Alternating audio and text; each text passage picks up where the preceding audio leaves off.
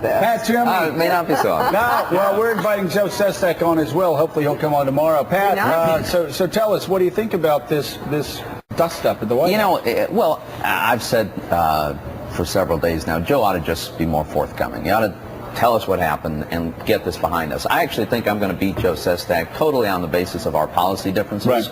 And that's what I'd like to be talking about, but we've got this huge distraction going on. And we ought to clarify it. Why won't he just come out and say it?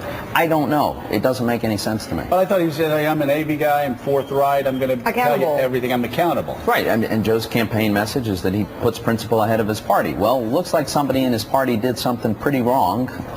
He ought to just explain what he knows and let us move on. And if he did something wrong, if he misspoke and misplaced his words, I have to imagine you have some real color on what's going on here. I mean, this guy is on your other side, so you've probably spent the past week trying to figure out what really happened. Do you have anything more for us? Absolutely not. I don't know. You know, I certainly wasn't in the room or on the phone when this conversation occurred, so I don't know anything more than you do. Well, as far as the color goes, people around the table have told us off the record that Rahm Emanuel offered him a job.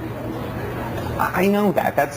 Well, that's pretty colorful, dude. What do you want? what you want Pat me to is paint saying you a is this picture? just fell into his lap. So, not complaining. is this a question of character for Joe Sestak if he won't come forward and tell the truth about a possible illegal bribe?